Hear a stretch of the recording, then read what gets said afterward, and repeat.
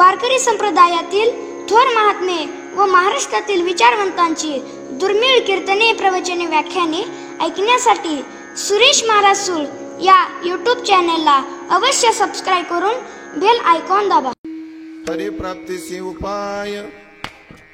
हरिप्राप्तीसी उपाय धरावे संताचे ते पाय. तेने साधती साधने तुटती भवाची बंधने. सूर बंद करा. कुठे सूर? संताविना प्राप्ती नाही, संताविना प्राप्ती नाही, ऐशे वेद देते ग्वाही. तेने साधती साधने तुटती भवाची बंधने. एका जनार्दनी संत, एका जनार्दनी संत पूर्ण करती मनोरथ. तेने साधती साधने तुटती भवाची बंधने. नमो ज्ञानेश्वरा, नमो ज्ञानेश्वरा, नमो ज्ञानेश्वरा, नमो ज्ञानेश्वरा, ज्ञानेश्वरा, नमो ज्ञानेश्वरा, नमो ज्ञानेश्वरा, नमो ज्ञानेश्वरा. रते उदारा सोपान देवा, रते उदारा सोपान देवा, रते उदारा सोपान देवा. मुक्ताबाई नमो भगवान बाबा.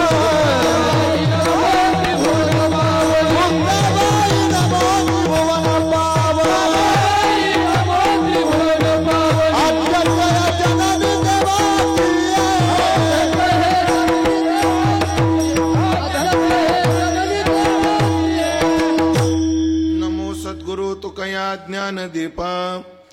नमो सद्गुरु सच्चिदानंद रूपा. नमो सद्गुरु भक्त कल्याण मूर्ती. नमो सद्गुरु भास्करा पूर्ण कीर्ती.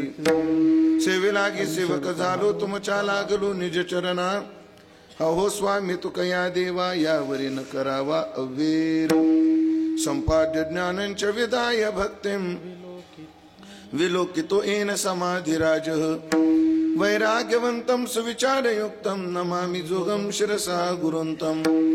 जयांचे केलिया स्मरण होय सकळ विद्यांचे अधिकरण. तेच वंदू श्री चरण श्री गुरूंचे ते नमस्कारूनी आता.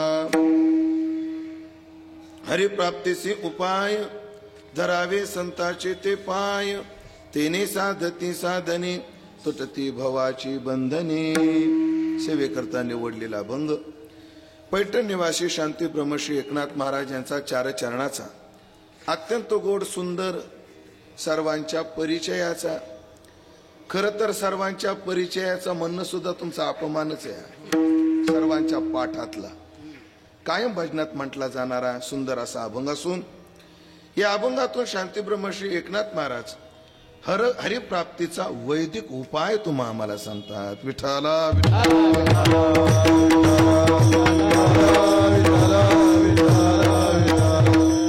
कैवल्य साम्राज्य चक्रवर्ती विश्वमौली विश्वसंत श्री ज्ञानोबाराय यांच्या पावन नगरीमध्ये त्यांचाच 727वा समाधी सोहळा संपन्न करण्याच्या दृष्टीने निळामने जाणूनी संत येती धावत प्रतिवर्षी. या न्यायाने आपण याही वर्षी मोठ्या आनंदात मोठ्या उत्साहात एक आगळं वेगळं ध्येय डोळ्यासमोर ठेवून या आळंदी क्षेत्रामध्ये ज्ञानोबारायचा समाधी सोहळा संपन्न करण्याच्या उद्देशानं उपस्थित आहोत. मग ज्ञानोबारायचा समाधी सोहळा प्रत्येक व्यक्ती, प्रत्येक मंडळ, प्रत्येक धर्मशाळा, प्रत्येक पड, प्रत्येक परंपरा आपापल्या परीने आपापल्या ठिकाणी संपन्न करत असताना आळंदीतील ही ज्ञानदर्शन धर्मशाळा ठाणेकरांची या ठिकाणी ही मंडळी मोठ्या श्रद्धेने मोठ्या निष्ठेने दरवर्षी या समाधी सोहळा संपन्न करत असतात. याही वर्षी करत असताना या वर्षीच्या या पहिल्या दशमीच्या सायं सत्रातली चिंतन सेवा माझ्या वाट्याला सर्व समिती मंडळ यांच्या माध्यमातून आदरणीय हरिभक्तीपरायण जालंधरजी महाराज भोसले आदरणीय भाऊ यांच्या आज्ञेतून संपर्कातून ही सेवा माझ्या वाट्याला आलेली आहे. ज्ञानोबाराय तुकोबाराय जशी बुद्धी देतील तसं आपल्याला या अभंगाचं चिंतन आपल्या नियोजित वेळेमध्ये पूर्णत्वाकडे न्यायचं आहे. खरं तर कीर्तन करण्याचं भाग्य मला प्राप्त होतंय, कीर्तन श्रवणाचं भाग्य तुम्हालाही प्राप्त होतंय. म्हणजे तुम्ही भाग्यवान आहात आणि मी भाग्यवान आहे. कारण कीर्तन ही साधना तुमच्या आमच्याकडून घडते. कारण आळंदी या क्षेत्रात कीर्तन साधनेचं आगळं वेगळं महिमान आहे. समाधीमध्ये म्हटले, जो जो करील कीर्तन तो तो तरेल हे जाण, अलंकापुरी नारायण स्वये बोलते झाले. या आळंदी क्षेत्रामध्ये जो कीर्तन ऐकतो, कीर्तन करतो, तो तरुण जातो. म्हणजे तरण्याचा फार मोठं माध्यम ही कीर्तन, ही साधन आहे. पण त्या पद्धतीने केली तर, त्या पद्धतीने आपल्याकडून घडली तर, केली तर म्हणण्याचं कशाला धाडस करू मी, पण आपल्याकडून घडली तर, घडली तर होतं. नाहीतर काय, साधन एकच असतं. त्याच्याकरता जुने कीर्तनकार मंडळी दृष्टांत द्यायचे, विस्तार न करता. लाडू जर केले, लाडू जसं पहा, कीर्तन भजन करून माणूस वैकुंठाला जातो, ही प्रमाण आहेत की नाही. तो तो तरेल हे जाण, आताच बोललो. किंवा येही तन करते क्या ना होय, भजन भगती कर वैकुंठ जाय. ऐका नाही महाराजांचं वचन. भजन करून कीर्तन करून माणूस वैकुंठाला जातो, असं जसं प्रमाण आहे, तसं माणूस नरकाला जातो असंही प्रमाण आहे. भजन ते ओंगळवाने नरका जाणे चुकीना. म्हणजे जे साधन वैकुंठाला नेतं तेच साधन नरकाला कसं काय नेतो? त्याचं कारण आहे, त्याचं गमक चुकलं की असं होतं. हे माता मौल्यांना कळेल. माता मौल्या दिवाळीत लाडू करतात. कशाचे? आपण रव्याचेच करू का? तुम्हाला हाय सवड दुसरे करायची?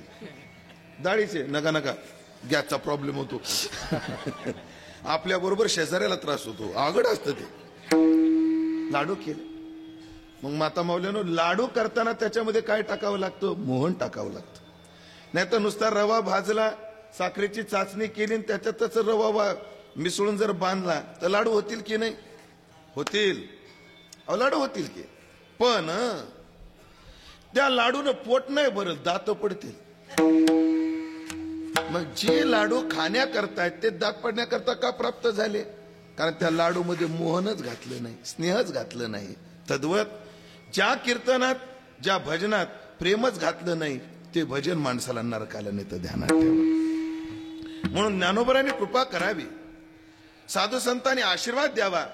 या आळंदी या वारीमध्ये आमच्याकडून जे अपेक्षित देवाला आहे, जे अपेक्षित तुकोबाला आहे, त्या पद्धतीने कीर्तन साधना घडावी. सुरुवात तर केली आहे, बघू ते कृपा करतील तसं. आणि हे कीर्तन करत असताना आज आपण नाथांचा एक गोड अभंग चिंतनात निवडलाय, ज्यामध्ये हरिप्राप्तीचा वैदिक उपाय आहे. वेद प्रामाण्यासह हा उपाय नाथाने तुमच्या आमच्या समोर मांडलेला आहे. कोणता?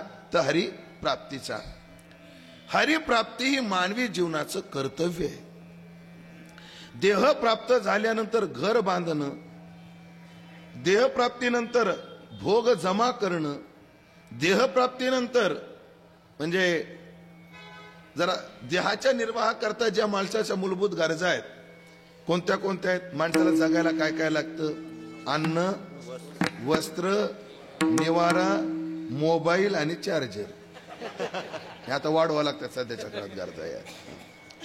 अन्न, वस्त्र, निवारा याचा संग्रह करणं, याच्याकरता धडपडणं, हे मानवी जीवनाचं गरज आहे. ही देहाची काय आहे? गरज आहे. मुळात ती गरज किती आहे याला मर्यादा आहेत. बरं, माणसाला खायला लागतं, पण काय? माणसाला राहायला लागतं, पण कसं? माणसाला कपडा लागतो, पण कसा? यात भिन्नता आहेत, मतवैचित्र्य आहे. जाऊ द्या, चला, ह्या माणसाच्या गरजा आहेत. हे अन्न, वस्त्र, निवारा करता धडपड करणं ह्या माणसाच्या गरजा आहेत. पण ऐकलं का? देवप्राप्ती हे मानवी जीवनाचं कर्तव्य आहे. मनुष्यपण तरी साधी नारायण, नाही तरी हीन पशुहुनी. वेदानं सुद्धा आम्हाला सांगितलं, आत्मावारे दृष्टव्या श्रोतव्या मंतव्या निधी ध्यासितव्य.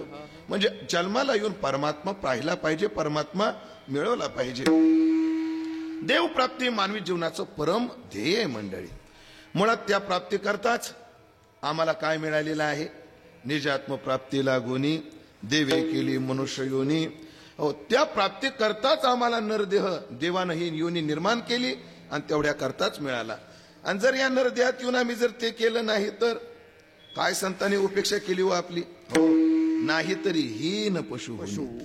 जर तो देवप्राप्ती जर करत नसेल तर मनुष्यपण तरी साधी नारायण, नाही तरी हीन पशु होणी. पशुपेक्षा तो हीन आहे. पशुपेक्षा हीन कसा आहे? नाथांची उभी ह्याला सपोर्टिंगला घेऊ आपण. पावनी हा मनुष्यपण, जो न साधेची ब्रह्मज्ञान तो लांडा गर्दब जाण पुच्छ विन दो पायी. म्हणजे तो बिना शेपटीचा गाढव आहे. पशुहून हीन कसा आहे? गाढवाला शेपूट तरी आहे. ह्याला शेपूट सुद्धा नाही, एवढा हीन आहे. त्याला 4 पाय आहेत, याला 2च पाय आहेत. आहे का नाही त्याच्यापेक्षा हीन? हा, तुम्ही फक्त अपात्रता घ्या, लय खोलात जाऊ नका, बस. नाही तरी हीन पशुहुनी. हरिप्राप्ती केली पाहिजे. पण मंडळी, हरिप्राप्ती एवढी सोपी नाही, ती दुर्लभ आहे, दुर्लभ आहे. परिया दुर्लभ विठोबाचे पाय.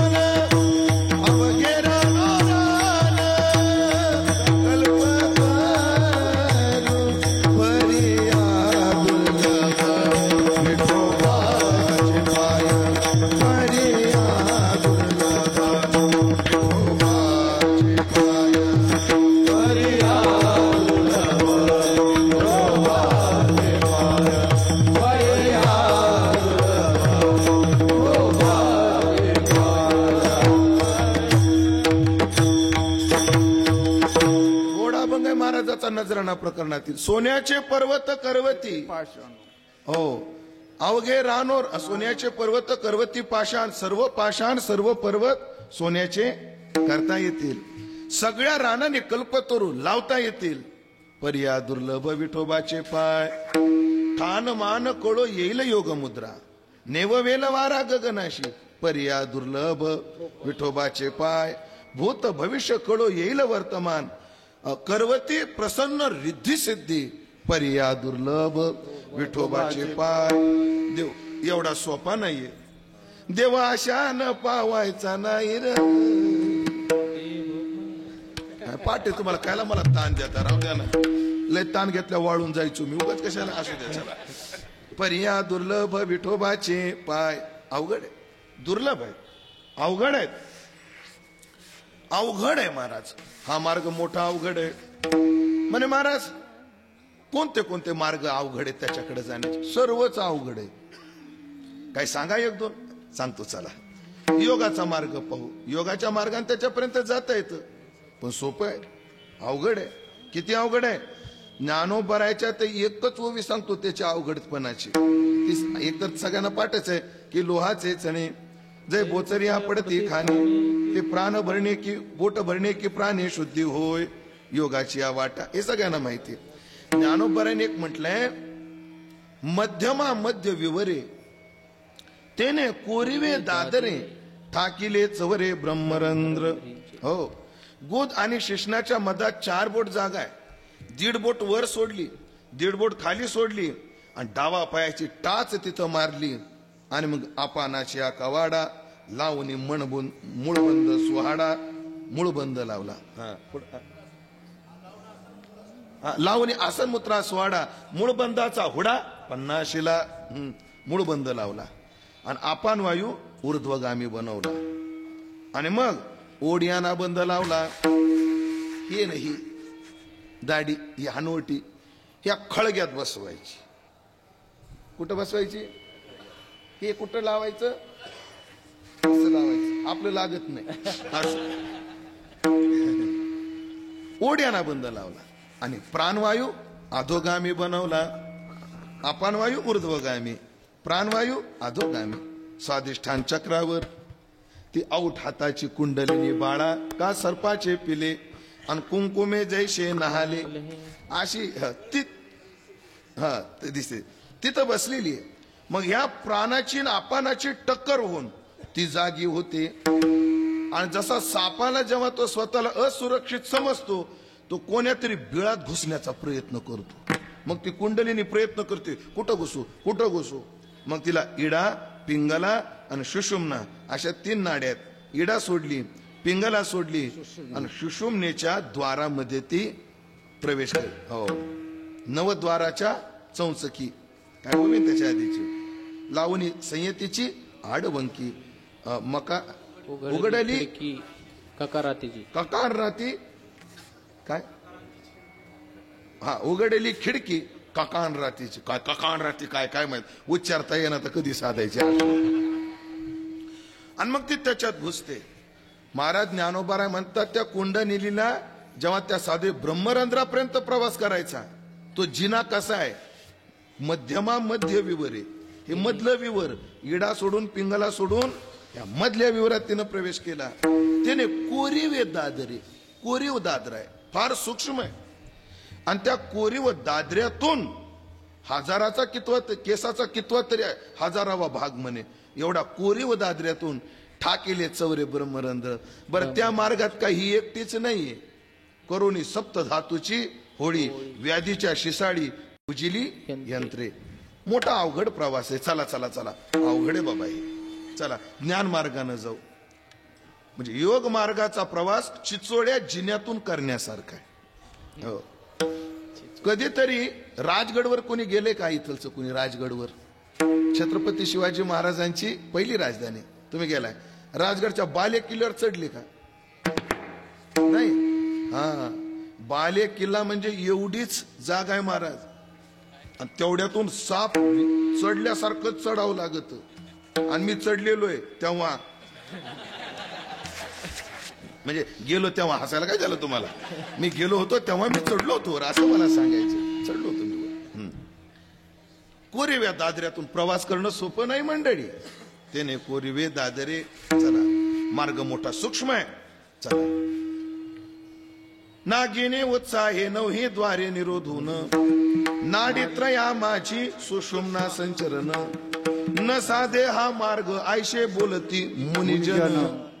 मुनिजन म्हणतात हा मार्ग साधणं सोपं नाही. कोरीव दादऱ्यातून प्रवास आहे. चला ज्ञानाच्या मार्गाने जाऊ. महाराज तू तर अजून कठीण आहे. क्षुरस्य धारा निशितम दुरत्यया दुर्गम पतस्तत कवयो वदंती. वस्तऱ्याच्या धारेवरून चालावं एवढा अवघड आहे. नाही म्हणे महाराज मग भक्तीच्या मार्गाने चालू. भक्ती पंथ म्हणजे योगाचा अवघडच, ज्ञानाचाही अवघडच. म्हणजे भक्तीचा भक्ती पंथ बहु सोपा.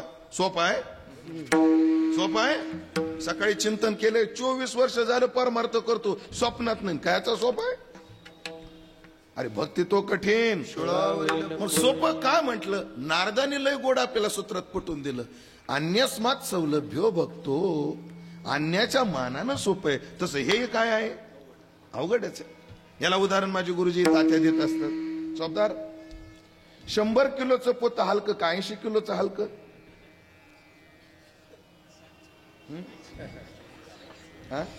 80 किलोचं हलकं.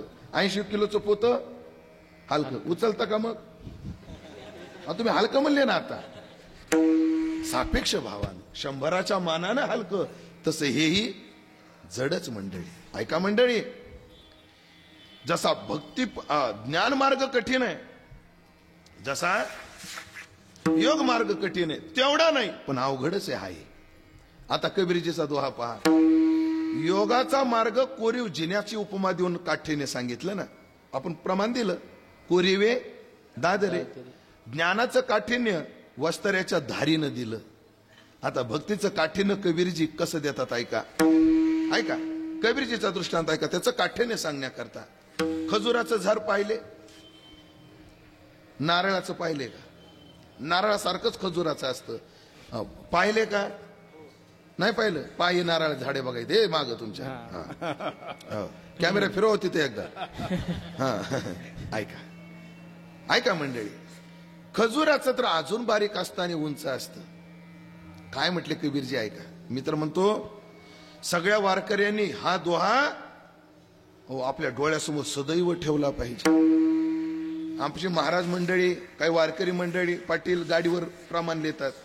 पंढरीचा वारकरी, विठ्ठल आमुचे जीवन, ज्ञानोबा माझा, गजर कीर्तनाचा सोहळा आनंदाचा, असं लिहितात का नाही? वर काही प्रमाण गाडीच्या आतून टाकले पाहिजे. सदगीर बाबा डोळ्यासमोर दिसली पाहिजे ती.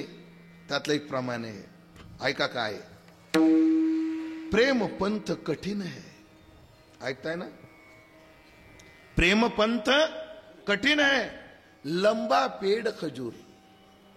प्रेम पंथ कठीण है, लंबा पेड़ खजूर. अरे चढ़े तो चाके प्रेम रस, गिरे तो चकनाचूर.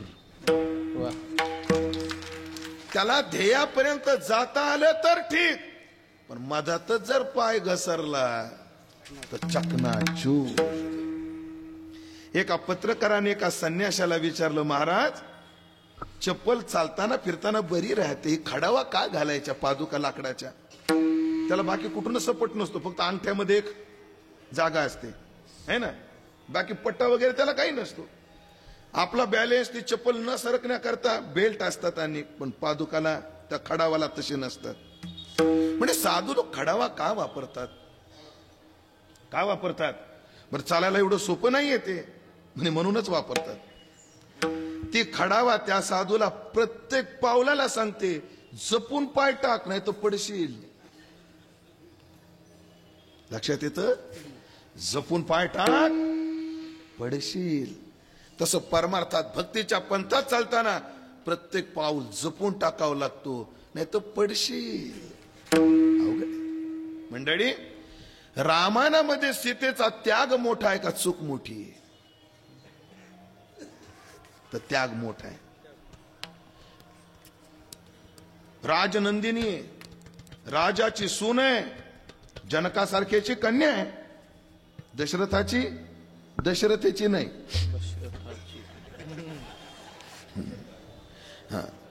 दशरथाची सून आहे. बरं पती म्हणतो येऊ नको माझ्यासोबत, सासू म्हणते जाऊ नको, सासराही म्हणतो जाऊ नको, तरी सीताई साहेब गेल्या.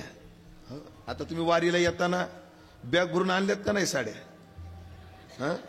सीतेनं वनात जाताना किती साड्या सोबत नेल्या? एक पण नाही. अंगावर वल्कलानं गेल्या. किती त्याग आहे, भोगाचा त्याग आहे, वस्त्रात सगळ्याचा त्याग आहे रामासाठी. किती मोठा त्याग आहे. 13.5 वर्ष.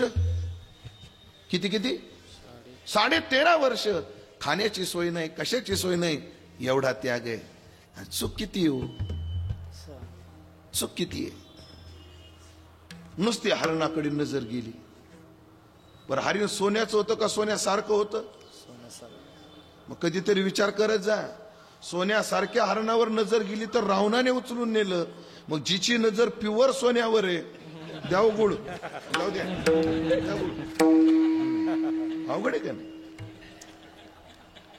महाराज सीतेला त्या चोळीचं, त्या हरणाचं काय करायचं होतं? चोळीचं. म्हणून साड्याच्या पेठाराचा त्याग केला. म्हणजे त्याग मोठा आहे. आणि अपेक्षा फक्त एका ब्लाउज पीसची केली. चूक छोटी आहे, पण चालत नाही भक्ती पंथात, ते चालत नाही. ऐका, ज्ञानोबा मोडणं वेगळं महाराज, लचकणं वेगळं. ज्ञानोबा मोडणं काय? मोडायला आघात व्हावा लागतो. हाड मोडलं मग प्लास्टर करा, काही करा, काय असते ते फ्रॅक्चर झालं ते करतात. मोडणं. आणि चालता चालता सहज होतं ते काय? लचकणं. मोडणं आघाताचं असतं, लचकणं सहज असतं. संसारात मोडलं तरी चालतं, भक्ती पंथात लचकलेलं सुद्धा चालत नाही. तेवी लचकली आदिठी ज्ञानोबा. म्हणून हे अवघड मार्ग आहेत.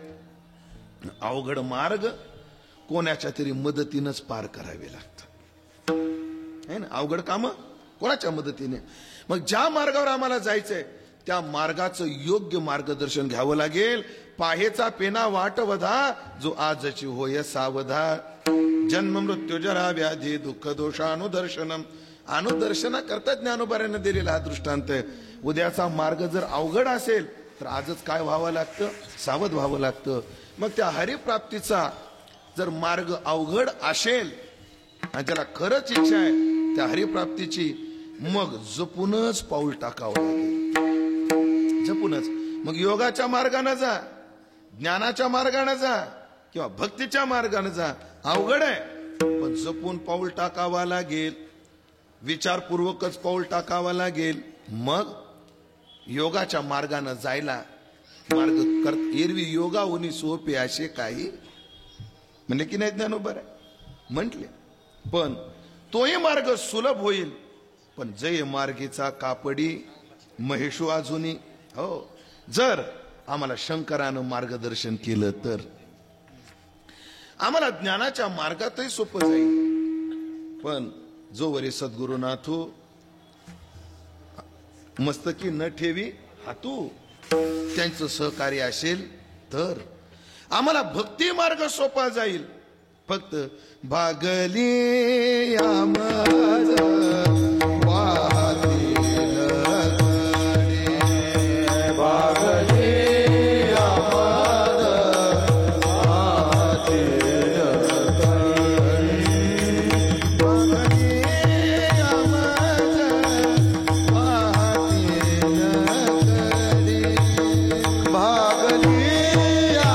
आमज वाहतील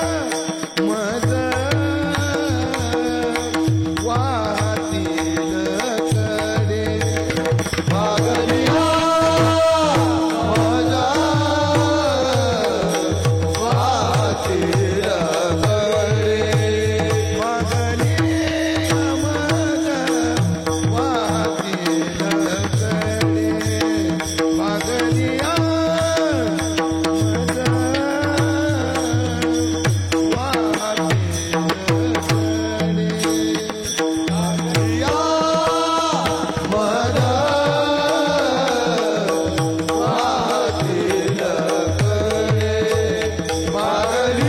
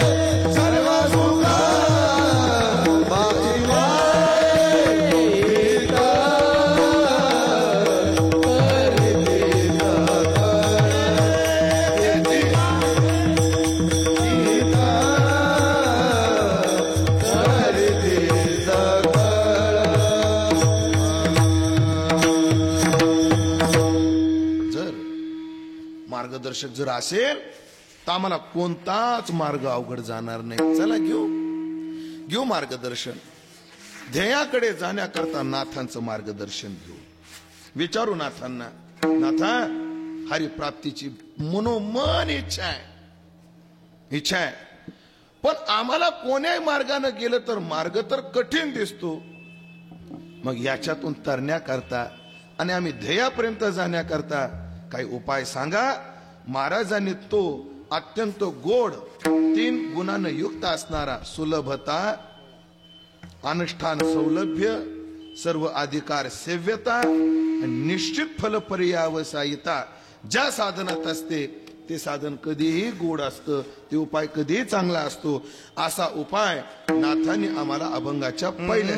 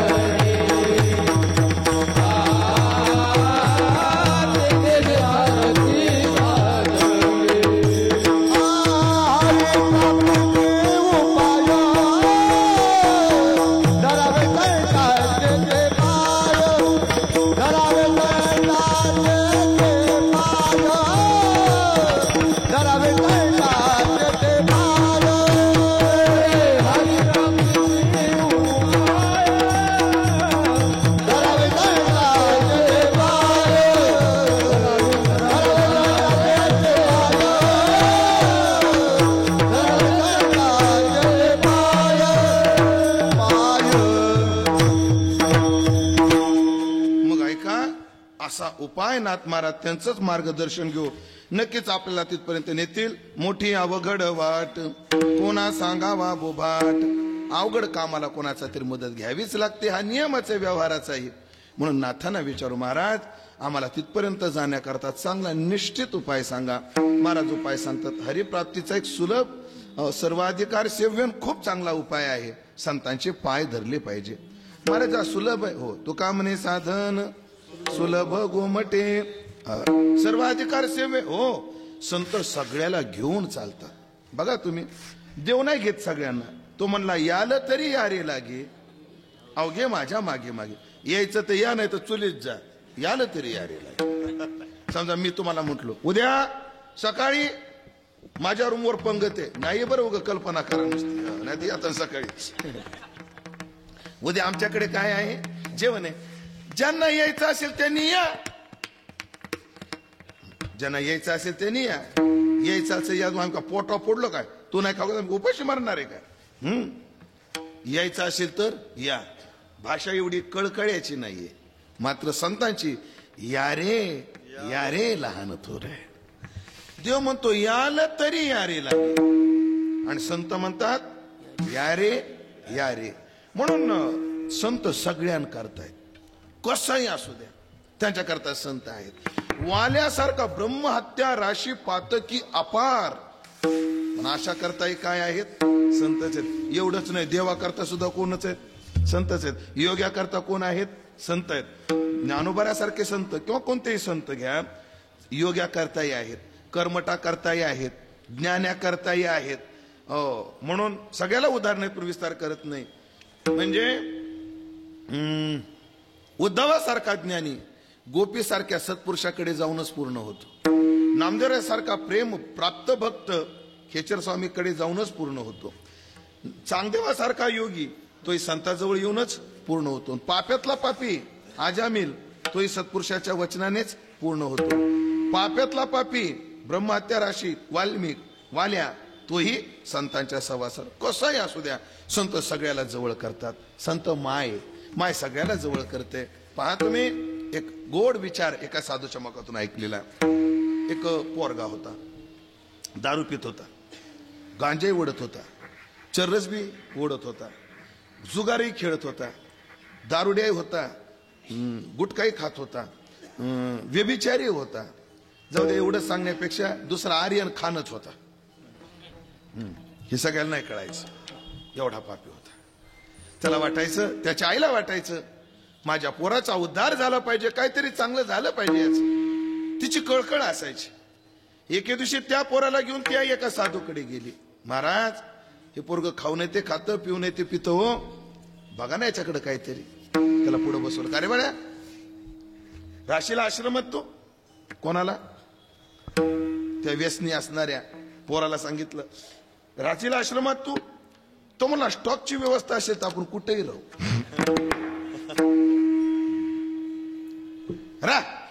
राहिला तो तिथे राहिला. पण बलात्कार जरी आणला कथेशी जसं आहे ना, तसं याला बळच ठेवला आश्रमामध्ये.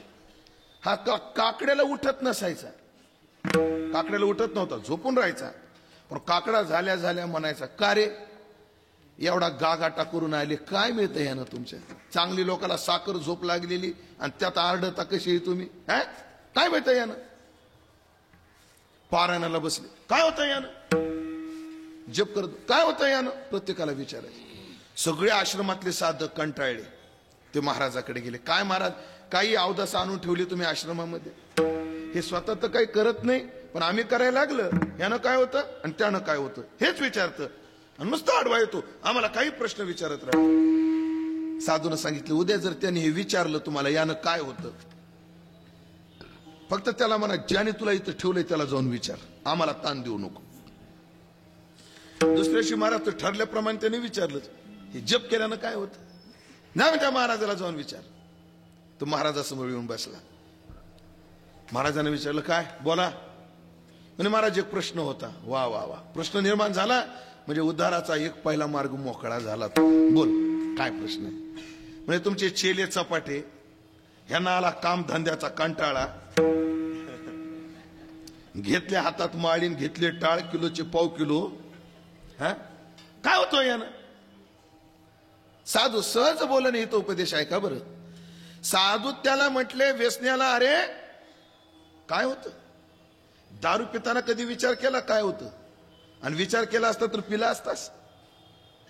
कधी गुटखा खाताना, मांसाहार करताना, व्यभिचार करताना विचार केलास यानं काय होतं? आणि विचार जर केला असता तर हे केलं असतं? मग बाळा ऐक ना, विचार न करता एवढं केलं, एवढी काशी केली विचार न करता. एकदा विचार न करता राम म्हणून बघ ना. आम्ही विचार न करता एवढ्या गोष्टी केल्या, तसं मला असं वाटतं महाराज, कधीतरी विचार न करता माळ घालून बघायला काय हरकत आहे? कधी विचार न करता जप करायला काय हरकत आहे? वारी करायला काय हरकत आहे? ते महाराज एकदाचा, हो एकदाच, राम म्हणे, झालं तुझं काम, निघ म्हणले. तो निघाला. इकडे काय महाराज, फक्त एक माझं ऐक. तू एकदा राम म्हटलास ना, हो, फक्त एक कर. आयुष्यात तुला कोणी भेटलं आणि त्यानं जर विचारलं त्या राम नामाच्या मोबदल्यात तुला काय पाहिजे, तर फक्त एवढं म्हणायचं, राम नामानं जे मिळतं ते पाहिजे. म्हणजे हो चल, व्यसनी असल्यामुळे आणि आपल्याला वेळ कमी असल्यामुळे तो 8-10 दिवसात मिळाला, लगेच मिळाला. आपल्याकडे वेळ कमी ना, लवकर उरकायचं. तो मेला आणि यमाच्या दरबारात गेला. यमानं विचारलं, कोण आहे? हा आहे का, ठीक आहे. चित्रगुप्त काढायचा 7-12. चित्रगुप्तानं 7-12 काढला. चित्रगुप्त म्हणला, ओ मालक, ह्याच्या 7-12वर तो भलता बोज आहे. ह्याच्या 7-12वर तर भलता बोज आहे म्हटले. मग सगळा बोज आहे का? नाही म्हणलं, एक सबसिडी आहे यानं उचललेली नाहीये म्हणजे. काय हे आयुष्यात एकदा राम म्हटला असं. मग रे त्या रामनामाच्या मोबदल्यात काय द्यायचं? चित्रगुप्त कायला डोकं चालवायचं आपण, त्यालाच विचारू काय पाहिजे ते देऊन मोकळं होऊन लगेच नरकात त्याची रवानगी करून टाकू. त्याला बोलू, हे रे पुढा आयुष्यात तू एकदाच राम म्हटला. हो म्हणे, त्या बुवाच्या नादानं म्हणलो तो म्हणे एकदा. मग त्याच्या मोबदल्यात तुला काय पाहिजे? त्याचं दैव चांगलं. त्याला ते साधूचे शब्द आठवले. तो हे नाही म्हणला डिझेल सोडून 10 उरले पाहिजे. डिझेल टोल नाका सोडून 10 उरले पाहिजे असं काय नाही म्हणला तो. बरोबर देवा शपथ म्हणला नाही. तो म्हटला काय पाहिजे म्हणजे रामनामाने जे मिळतं ते पाहिजे. चित्रगुप्ता काय मिळतं रे एका रामनामानं? म्हणे आपला काही तो प्रांत नाही, ते शिवजी काय भजन करतात म्हणे, राम पूजी सदाशिव, सदाशिव राम सदा पूजी. सदा शब्द दोन्हीकडे लावता येतो आपल्याला. शिव राम सदा पूजी आणि सदाशिव राम पूजी दोन्ही लावा. शंकरजीला विचार, का हो शिवजी हे रामनामाच्या मोबदल्यात काय मिळतं? ते नाही आपल्याला माहित नाही. आपल्याला एवढंच माहितीये जप करायचा, त्याच्यातून काय मिळतं, कसं मिळतं, कोण देतं, आपण तो विचारच करत नाही म्हणले. मग म्हणे ज्याचं नाव आहे त्यालाच विचारू. रामप्रभूला विचारलं, का हो रामनामानं काय मिळतं? म्हणे काय प्रकरण आहे असं असं. म्हणे विचारा त्याला, त्याला काय पाहिजे ते तर सांगा ना म्हणे. तो म्हणतो तुम्हाला विचारतो, एक रामनामाच्या मोबदल्यात काय मिळतं? रामप्रभू म्हणे आपल्याला नाही सांगता यायचं वा. म्हणे काय? ऑलरेडी आपल्यावर शिक्का आहे, तुझ्या नामाचा महिमा तुझं न कळे. आपल्यावर शिक्काचे म्हणजे आपल्याला नाही कळणार ते. मग आता म्हणे याला जो गुरु भेटला त्याच्यापर्यंत चला. हे सगळे त्या साधूकडे आले. म्हणे महाराज आश्रमात होता म्हणे काय म्हणे एकदा राम म्हटलाय. हो खाऊन ते खाल्ले, पिऊन ते पिले, हो माहितीये मला.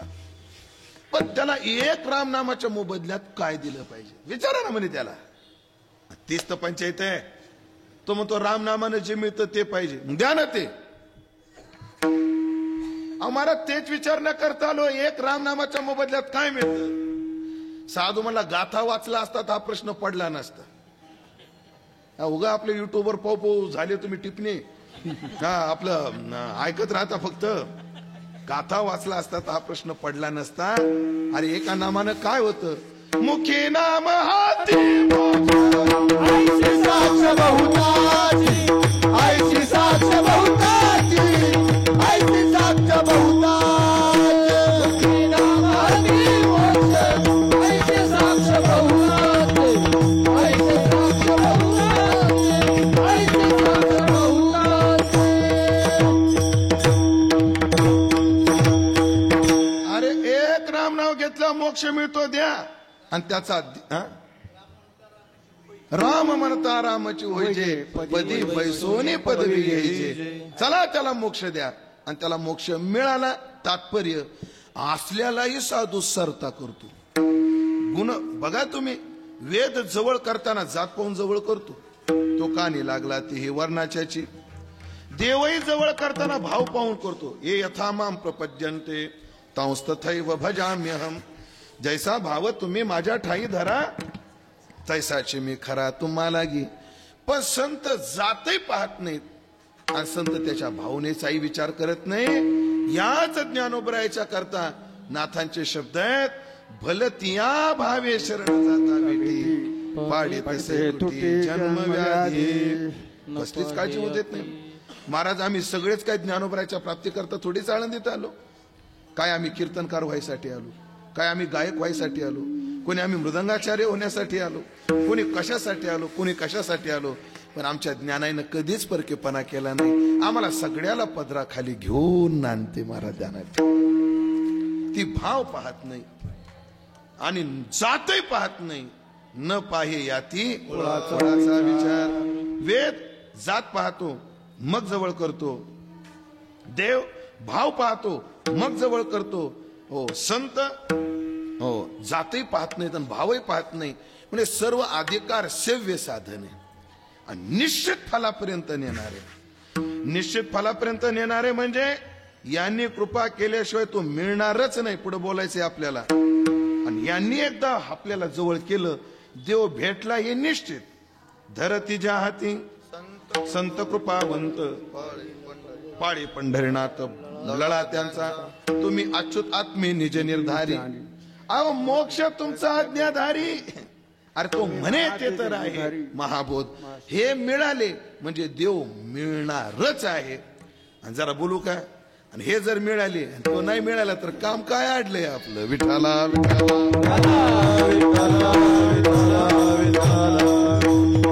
मंडळी उपाय सुलभ आहे, सर्व अधिकार सेव्य आहे आणि निश्चित फल पर्यावसायी आहे. उपाय काय आहे? धरावे संतांचे ते पाय. संतांचे पाय धरले पाहिजे. पाय धरले पाहिजे म्हणजे एखाद्या साधूचं कीर्तन झालं, पाय सोडायचेच नाही, सोडायचेच नाही. अरे मला लग्नाला जायचं, धरावे संतांचे ते पाय. असा सरळ सरळ अर्थ करून आपल्याला चालेल का? नाही. मग धरावे संतांचे पाय म्हणजे काय?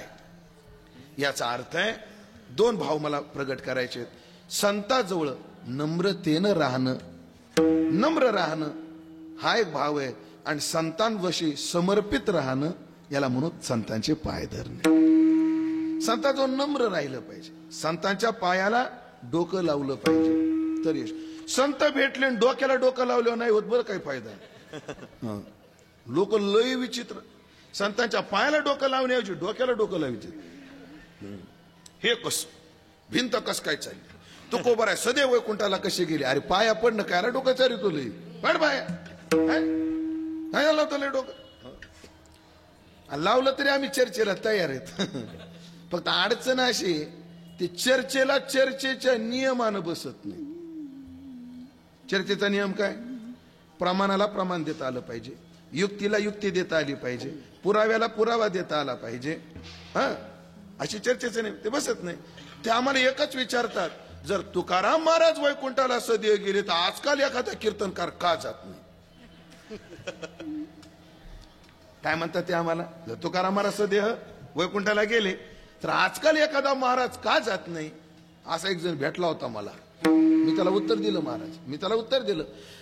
म्हणे का? म्हणे तुकाराम महाराज जर सदैव वैकुंठाला गेले तर आजकाल एखादा महाराज का जात नाही? मला बावळ्या तुला काय अक्कल आहे का रे? खोडव्याचा उतार, लागवडीचा उतारा खोडव्याला येत नसतो. हे फक्त शेतकऱ्याला कळ, सगळ्याला करायचं नाही. लागवडीला जो उतारा येतो तो खोडव्याला येतो का? नाही. तुकाराम महाराज लागवड आहे आणि आम्ही खोडवा निडवा तिडवा आहे. कसा उतारा येईल तेवढा आम्हाला? कसा आहे? हा ऐकलं का? समर्पित होणं. काया वाचा म्हणे थांबा, हा थाप टाका. दास झालो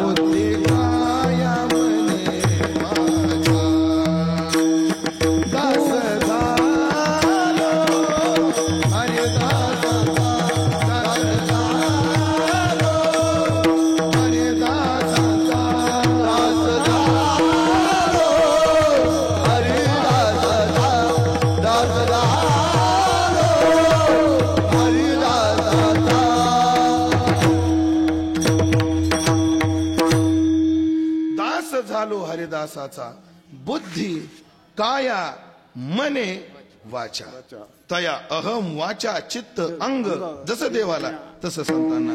संतांच्या पायावर पूर्ण समर्पित होणं म्हणजे श्रद्धेनं शरण जाणं आणि पूर्ण अंगानं समर्पित होणं. बाकी आपण काही डोक्यात चालवायचंच नाही. हो, किती समर्पण.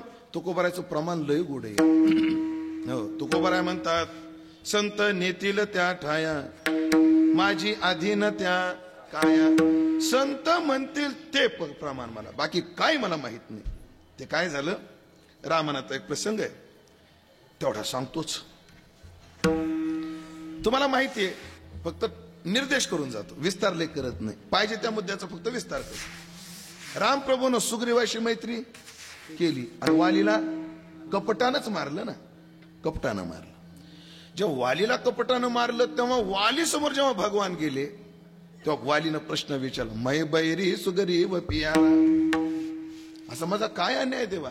म्हणून सुग्रीव तुम्हाला प्रेमळ वाटला आणि मी वैरी, मी काय तुमचं असं बिघडवलं होतं, काय बिघडवलं होतं.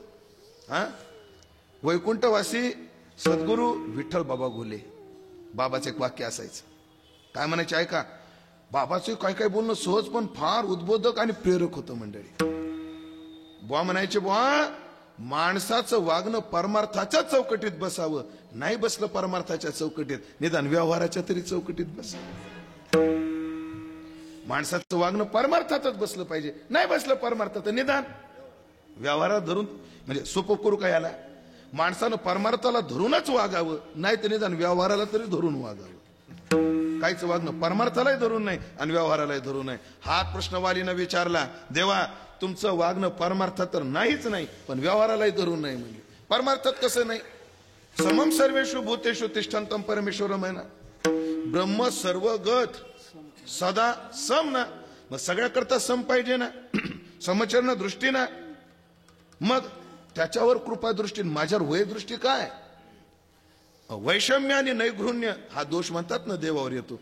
वैषम्य आलं तुमच्या देवा, म्हणून परमार्थात बसलं नाही आणि व्यवहारात कसं बसलं नाही. मला वाटलं होतं तुम्ही राजकारणातली मुत्सुद्धी असाल, तुम्हाला फार कळत असेल. काय कळत नाही तुम्हाला. काय तुम्ही कोणाशी मैत्री केली, बोलत राहा तुम्ही, सुग्रीवाशी. कशा करता केली, तुमची बायको रावणानं नेली म्हणून तुम्ही मैत्री कोणाशी केली, सुग्रीवाशी. म्हणजे तुमच्या बायकोच्या रक्षणाकरता तुम्ही कोणाची मैत्री केली, बोला की सुग्रीवाची. त्या सुग्रीवाला विचारा बरं, त्याची कुठे. हा, त्याला विचारा त्याची कुठे. मग देवा, ज्याला आपल्या बायकोचं रक्षण करता आलं नाही तो दुसऱ्याच्या बायकोचं काय करेल. आणि तुम्ही त्याच्याशी मैत्री करून बसले. हा, त्याच्या उलट तुम्ही जर सुग्रीवाच्या ऐवजी माझ्याशी युती केली असती, आपलं मैत्री माझ्याशी मैत्री केली असती, आणि हे जर रावणाला कळालं असतं की वाली विथ राम विथ वाली यायला लागला, आपलं वाली सोबत आहे, जास्त तर सांगत नाही, सीता स्पीड पोस्टनं पाठवून दिली असती. काय तुम्ही त्याच्याशी मैत्री करून बसले, जाऊ द्या म्हणले, द्या सोडून. लक्ष्मणानं विचार केला, खरंच राव वाली बोलला, ह्याच्यात काहीतरी तथ्य राहवलं नाही लक्ष्मणाला. लक्ष्मण म्हणला, दादा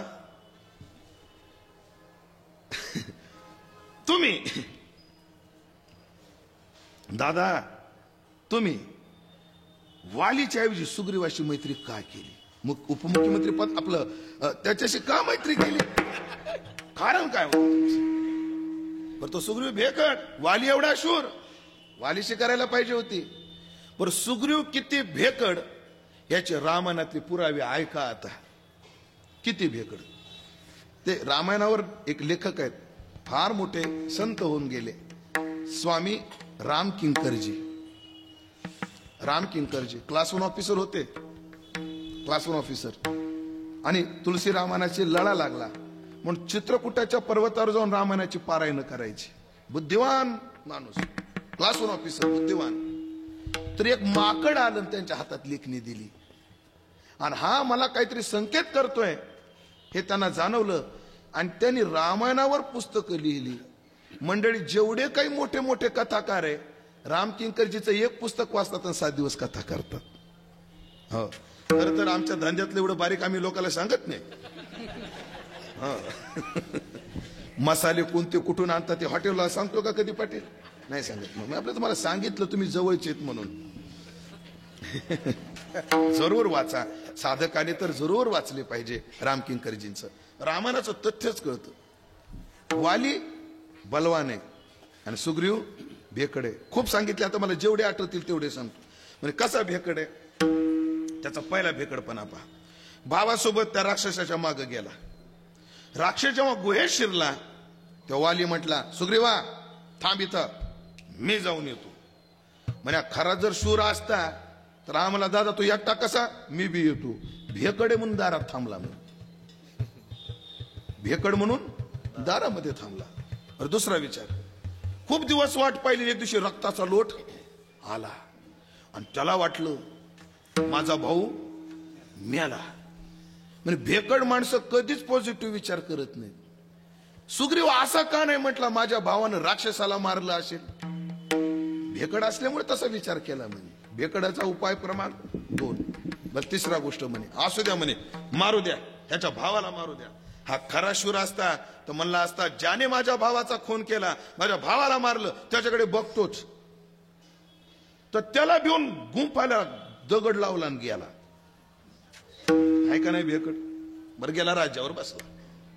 नंतर वाली आला.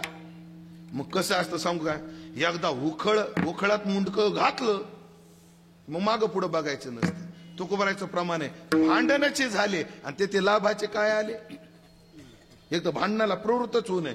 आणि एकदा माणूस भांडणाला प्रवृत्त झालं, एकर गेला तरी चालत, पण काकर जाऊ द्यायची नाही. तर भांडण नाही तर काय भांडणं करता तुम्ही, मजा नाही त्या भांडणाला. मग आता असंही किष्किंधेच्या राज्यावर बसलाच ना, भावाशी युद्ध करायला पाहिजे होतं, गेला ना पळून भेकड. बर त्या पर्वतावर जाऊन राहिला. बर त्याच मार्गाने सीता चालली होती. तिनं दागिने टाकले याच्या अंगावर. कोणाच्या टाकले का नाही चिन्ह काही? हो.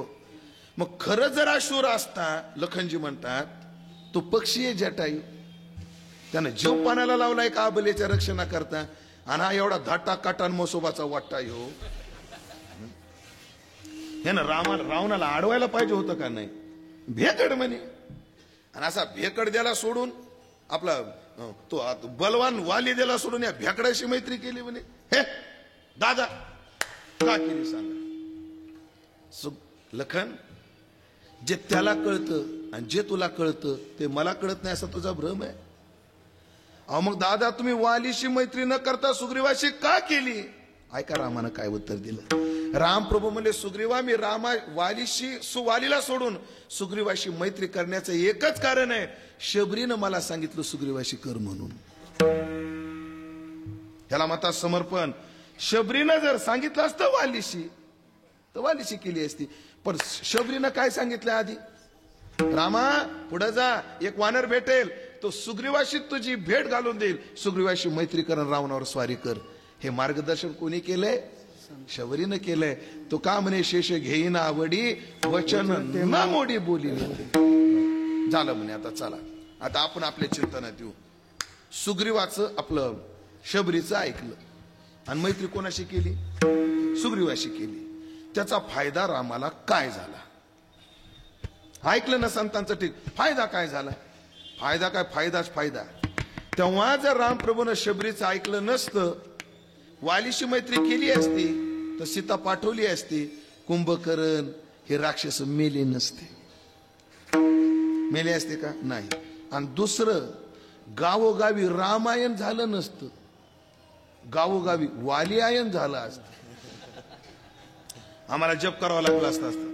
आता आम्ही करतो राम कृष्ण हरी, असं नाही, वाली कृष्ण हरी. महाराज आपलं किती अवघड झालं असतं, तालातच बसत नाही ना, ते तालात बसत नाही. म्हणून संतांविषयी समर्पण असलं की जीवाचं कल्याण होतं. म्हणजे ध्यानात ठेवा, धरावे संतांचे ते पाय, याचा अर्थ एक करू, त्यांना पूर्ण अंगाने समर्पित होणं. म्हणून पहा, श्रद्धावान आपलं तद्विद्धे प्रणिपातेन परिप्रश्नेन सेवया ऐके नाही, तनु मनु जीवे डोक्याशी डोकं लावावे. काय पाठ काय? तनु मनु जीवे चरणाशी लागावे, अगर्वता करावे, दास्य सकळ मग अपेक्षित आपुले, ते सांगतील पुसले, जेणे अंतःकरण बोधले, संकल्पाने जयाचिनी वाक्य उजिडे, अंतःकरण होय निधडे, आणि परब्रह्माचे पाडे, निशंकचू होय, निशंकू होय. ही उंची त्यांच्या वचनानं प्राप्त होते. असं समर्पण पाहिजे, धरावे संतांचे ते पाय. पण महाराज, आम्ही असं ऐकलंय की ते हरीच्या प्राप्ती करता म्हणतात अंतःकरण शुद्ध करावं लागतं, अंतःकरण स्थिर करावं लागतं, त्यानंतर आवरण भंगार्थ साधन चतुष्ट युक्त होऊन श्रवणात प्रवृत्त व्हावं लागतं, श्रवण हे साधन करावं लागतं, श्रवणामध्ये शंकराचे मनन करावं लागतं. जर त्याच्यात विपरीत भावना असंभावना राहिली तर मनन निधिध्यासन करावं लागतं. एवढी साधनं आम्ही ऐकली. कशा करता? त्या हरीच्या प्राप्ती करता. आणि तुम्ही एकच सांगता, एकच उपाय, त्याचे पाय धरा संतांचे, हरीची प्राप्ती होऊन जाईल. मग या साधनाचं काय? महाराजांनी सांगितलं, बाबा ते टेन्शन घेऊ नको तू. का? एकदा संतांचे पाय पडले, पाय धरले, ही साधनं वेगळी करायची गरज राहतच नाही.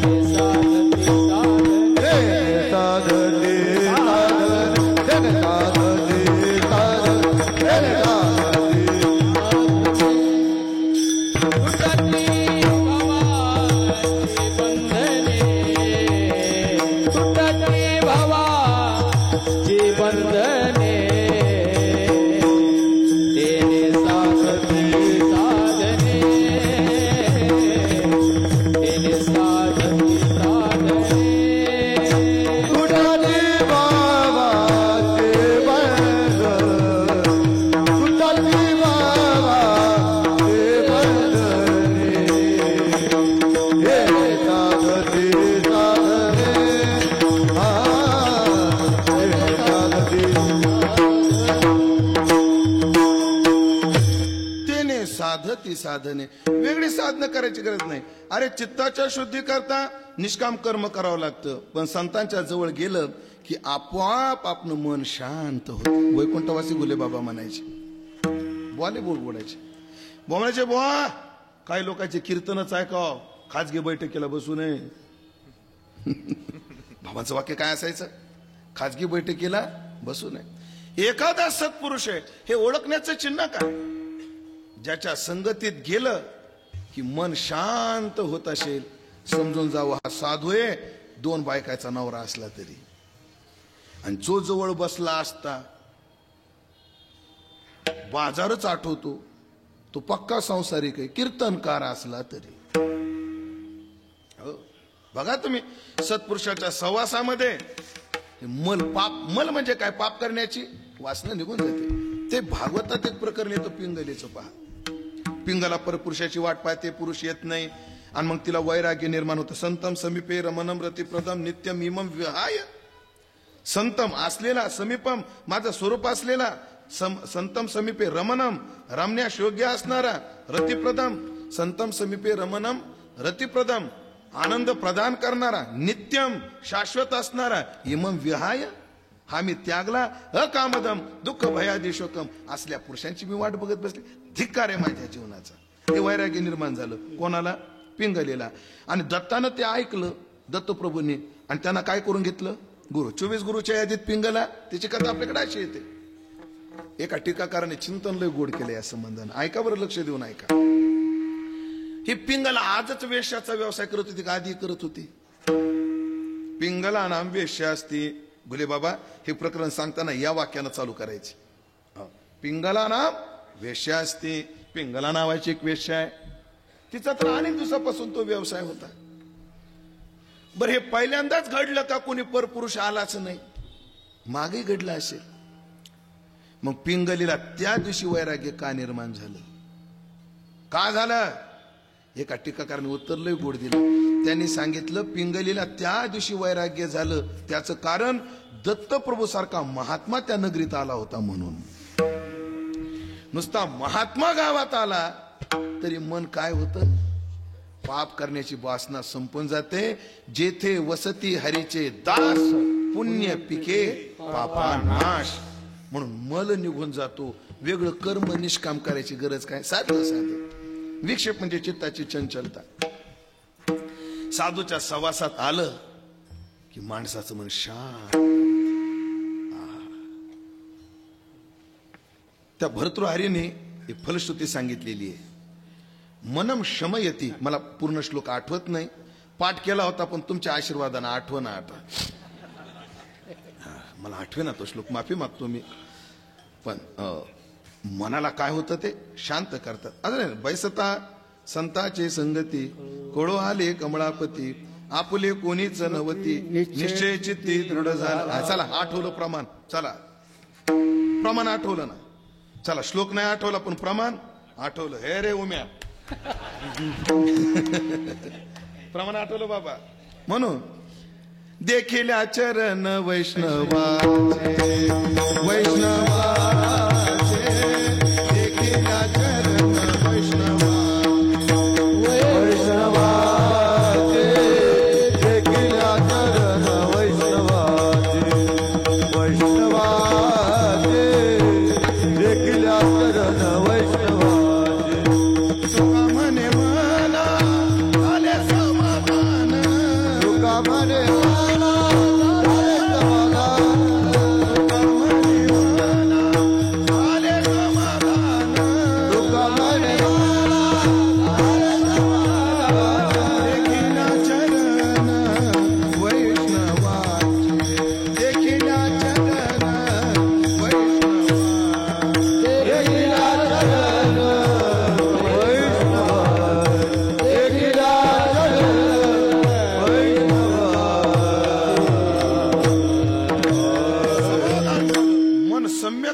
आलं म्हणजे मन स्थिर झालं. तेने साधते साधने. आणि औरंगभंगाची तर गरजच नाही. म्हणजे काय, आता सगळ्याचं तात्पर्य एका श्लोकात आपलं एका वचनात करतो आणि आता 8 तास घेतो. सगळ्यांना पाठ आहेत ओव्या. संतास व्यवसता, योग ज्ञानी पैसता, का गुरुचरण उपासिता, वैरागीसी येण्याची सत्कर्मे, ते अशेष ही अज्ञान विरमे, आणि जयाचा अहम विश्रामे आत्मस्वरूपी. बास संताने आम्हाला इधर से उखाडा और इधर लगा लिया, हे केलं आम्हाला. म्हणून सगळी साधनं, औरंगभंगही होतो, चित्तस्थैर्यही होतं, सगळ्या साधनाची फळं तिथं प्राप्त होतात. तेने साधते साधने. काय साधन सगळेच करतात, साधत नाही सगळ्यांना. साधन करणं वेगळं, साधनं वेगळं. हो नाही, चाल म्हणली पण साधली नाही, पोळी केली पण साधली नाही. करणं वेगळं, साधनं वेगळं. दुसरा अर्थ आपण असं करू, संतांच्या सहवासात योग साधन करा, ज्ञान साधन करा, कर्म साधन करा.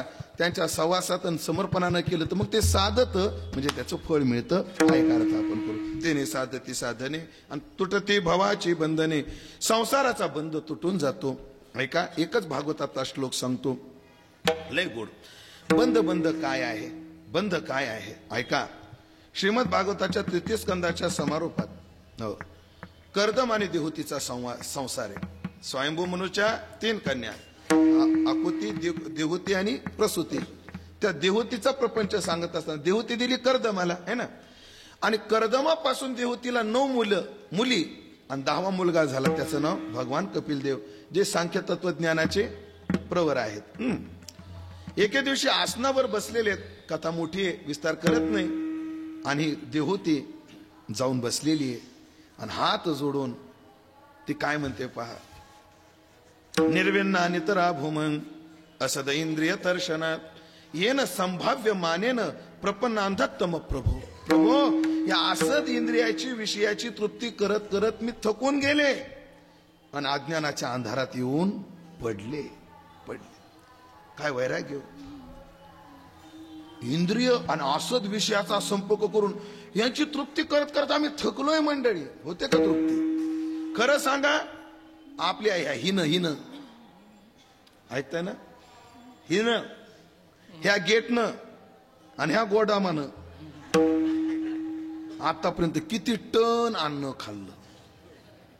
झाली यांची तृप्ती? किती डब्यानं तेल खाल्लं असेल यांनी, झाली तृप्ती? मला कुंटलानं चटणी खाल्ली असेल यानं, झाली तृप्ती? नाही. या इंद्रियाची तृप्ती करण्याच्या नादात बस मी अंधारात पडले. मार्ग सांगा, मला बाहेर काढा, मला बाहेर काढा. धाव धाव श्री गुरुराया, काढी देवो निहात, पडतसे भवन जी माझी, याचा न कळे अंत, शिन मज बहु झाला, श्रमलो पाहत पाहत, यातून काढी वेगी, तुम्हा श्री गुरु समर्थ, धाव धाव श्री गुरुराया, काढी देवो निहात. नाथाचा आंधळा पांगळा नाथांचा, काढा. आणि मग तिला मातेला बाहेर काढण्याकरता जो उपदेश केला, फार गोड संवाद भागवतात आहे, पण भागवतात ऐकायला नाही भेटायचा तुम्हाला. काय झालं? संवाद भागवतातच आहे, पण भागवतात ऐकायला नाही भेटायचं. म्हणजे सगळ्याच भागवतात ऐकायला नाही भेटायचं. एखादा सत्पुरुष असला विद्वंत तो सांगेल ऐका. अनेक उपाय आहेत, त्यात एक उपाय फार गरजेचा आहे इथं, तेवढा सांगतो. ऐका, भगवान कपिलदेव आईला काय म्हणतात, माते ऐक, बंध काय आहे आणि मोक्ष काय आहे. भगवान म्हणतात, प्रसंगम अजरम पाशम आत्मनः कवयो विदुः, पण स एव साधु सुकृतो मोक्ष द्वार अपावृतम. ऐका काय गोड शब्द आहेत. माते कवयो, कवया हा क्रांतदर्शी महात्मे म्हणतात, आत्म्याचा बंध काय आहे? आसक्ती हाच आत्म्याचा बंध आहे. प्रसंगम, संगम शब्दाचा अर्थ आसक्ती, आणि उपसर्ग लावून त्याचा प्रकर्ष दाखवला, विशेष आसक्ती. हो. पाशम, आत्मना पाशम हा आत्म्याचा काय आहे? बंध आहे. पण पाशाला विशेषण काय दिलं? अजरम पाशम. अजरम म्हणजे जरा नाही असा पाश. एखाद्या जर दोरीनं, काथ्या असतो ना, काथ्यानं जर एखादी वस्तू बांधून ठेवली तर काही कालानंतर सोडायची गरज नाही, काथ्या कुजून जातो आणि वस्तू गळूनही पडण्याची दाट शक्यता असते.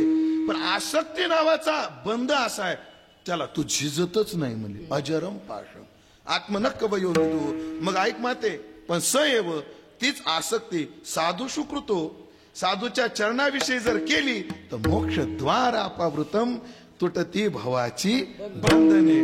कधी पण धरावे संताचे ते पाय. म्हणून संत वाङ्मय आणि पुराण, संत वाङ्मय आणि शास्त्र याचा समन्वय, अनुबंध फार गोड आहे.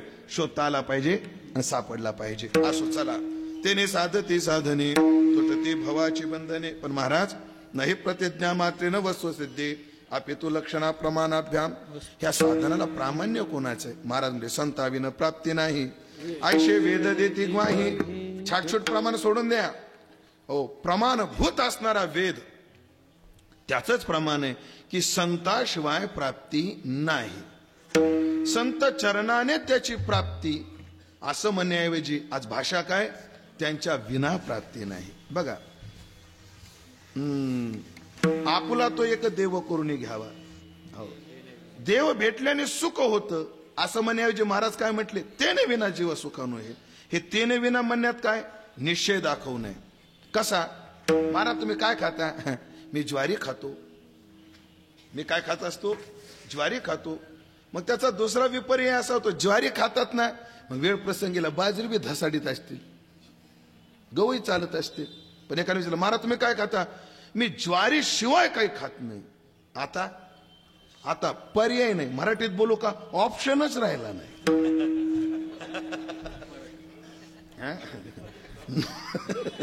आता पर्याय नाही. तेने विन संता विन प्राप्ती नाही. ऐसे उमेश बुवा ऐसे वेद देते ग्वाही. कुठे दिली बरं वेदानं ग्वाही? वेदानं सांगितलं, तद विज्ञानार्थ सद्गुरु एव अभिगच्छेत. एव टाकलाय सद्गुरु कडेच जावं लागतं. संताविना प्राप्ती नाही. ऐसे वेद देती ग्वाही. अशी ग्वाही वेदानं दिलेली आहे या वचनामध्ये. तेने साधती साधने तुटती भवाची बंधने. आणि ऐक बाबा, खर तर हा उपदेश चालू झालाय कोणाला? मुमुर्षू. मुमुर्षू म्हणजे काय? ज्याला मोक्षाची इच्छा आहे तो, म्हणजे आजच्या भाषेत ज्याला हरिप्राप्तीची इच्छा आहे त्याला. मग याचं मनोरथ आहे हरिप्राप्ती. मग काय होईल बाळा? एका जनार्दनी संत पूर्ण करीती मनोरथ. तुझं जे मुक्तीचं देव प्राप्तीचं मनोरथ आहे, इच्छा आहे, ते संत पूर्ण करतील. म्हणून तू आता बाकी फांद्यात पडूच नको. तो एक कर, धरावे ज्ञानोबाचे ते पाय. विडोबार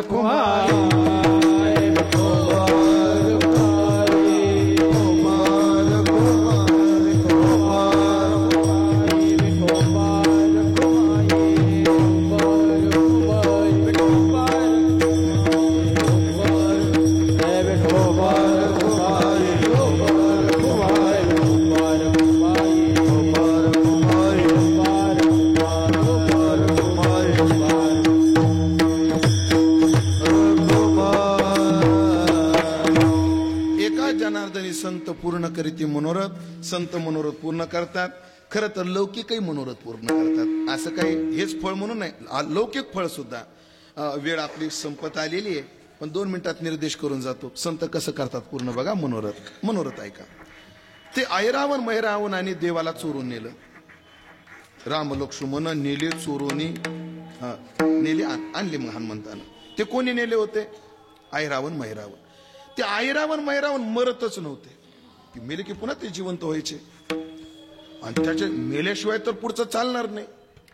मग हनुमंतानं विचार, बुद्धिमतां वरिष्ठम. बुद्धी श्रेष्ठ आहे असं नाही, बुद्धिवानात श्रेष्ठ आहेत हनुमंतराय. हनुमंतराय म्हटले यांच्या मरणाचं वर्म सापडलं पाहिजे. कोण सांगल बरं? डायरेक्ट त्याच्या घरीच गेले हनुमंतराय. हनुमंतराय सारखा राजकारणी नाही महाराज कोणी, पक्का. ऐरावण मैरावणाची बायकोच फोडली, आणि लंकेत गेलो तर भाऊच फोडला. इतका हुशार आहे महाराज राजकारणात. हो, ती चंद्रसेना बसलेली ती दारात. हनुमंतराय म्हणले, वहिनी वहिनी काय चालले? बसले माय. भाऊ दिसत नाही, गेला असं मुडदा कुठं. जमते जमते जमते जमते जमते आपलं काम होतंय. एक बोलायचं होतं वहिनी तुम्हाला. बोला ना. ते ऐरावण मैरावण लय शूर आहे तो. हो हाय, 12 हलगटाचा जोर त्याला. आपलं योग्य दिशेनं चाललंय. लय शूर आहे हो. रामासारखा प्रतापी त्यानं तर मरण ना. कसा मरल म्हणजे? काय झालं त्याला मरायला? इथं सगळेच मरतात. तो असा नाही मरायचा म्हणे. कसा मारायचा मग? पण ती पक्की होती. ती काय सामान्य होती का चंद्रसेना? तिनं सुद्धा 2-4 टर्म मुख्यमंत्री पद गाजवलेले. ममता सारखीच होती ती बी.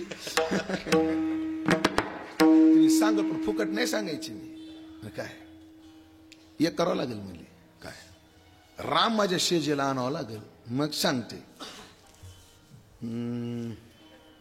तशी डील परवडणारी नाहीये, पण एक संस्कृत वचन आहे, शुभस्य शीघ्रम आणि अशुभस्य कालहरणम.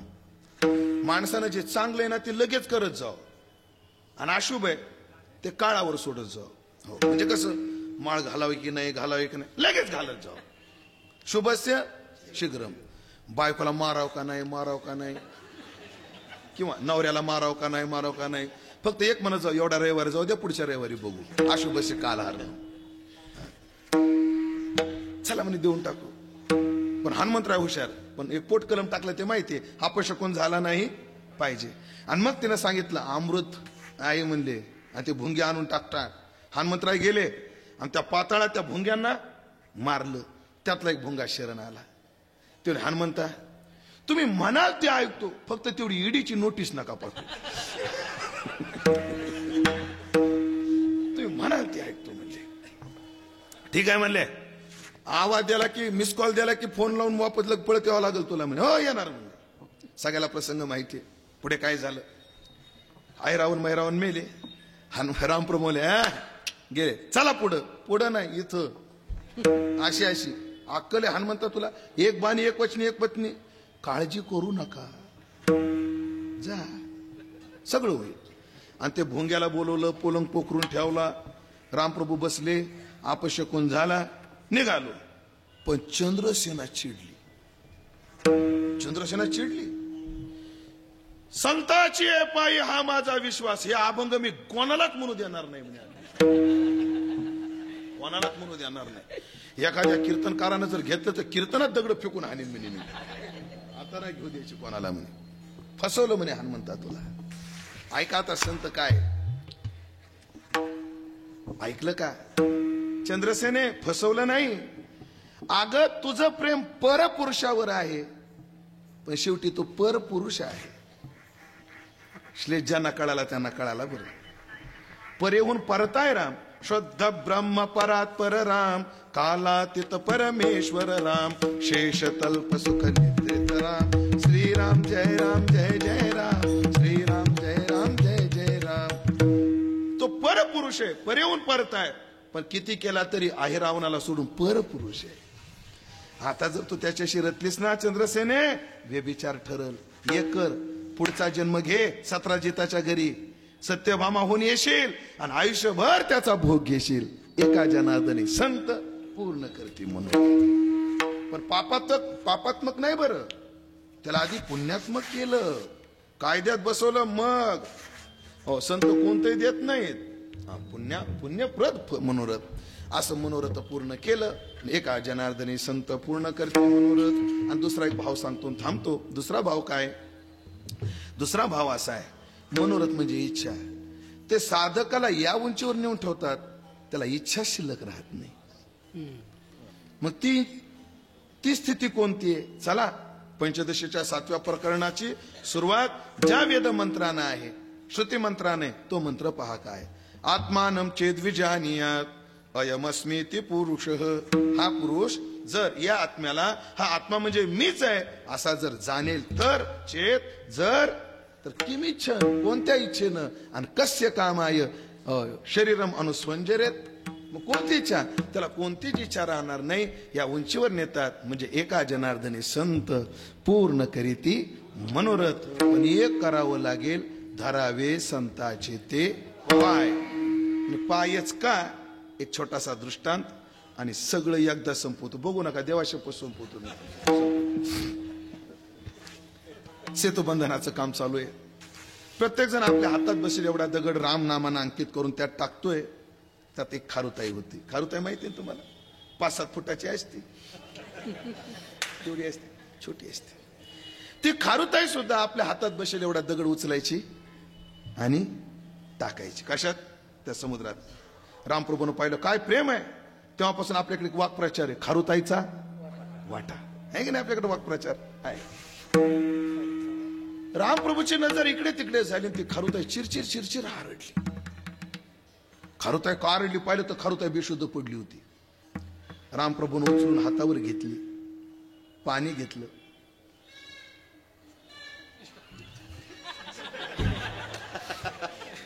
तिच्या तोंडावर थोडं पाणी शिंपडलं, शुद्धीवर आली. कोण?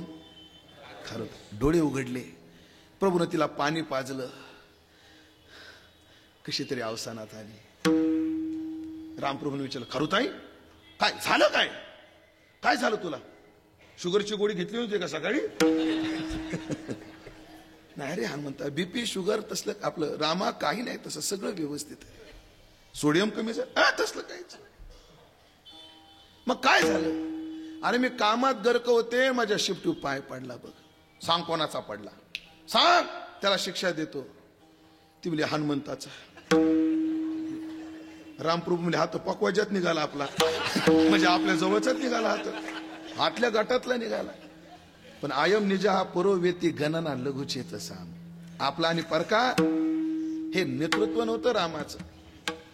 खारुताई, हनुमान असो नाही तर लखन असो दे, नाही तर मी असो, सांग त्या हनुमंताला काय शिक्षा देऊ.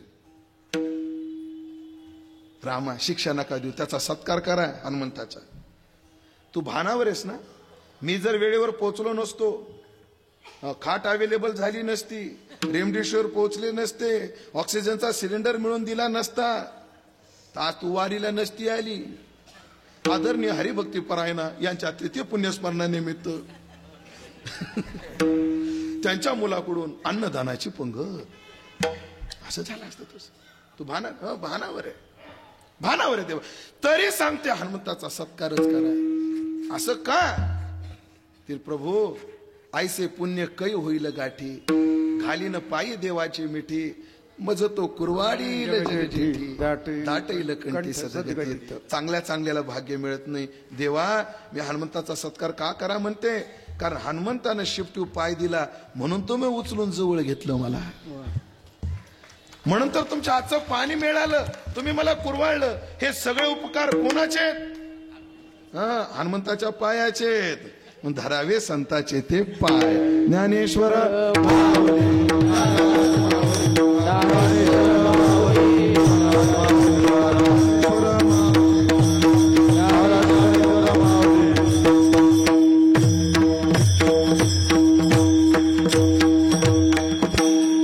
असंच जीवन फारीच्या प्राप्ती करता चांगदेव माझ्या ज्ञानोबाच्या पायाला लागले.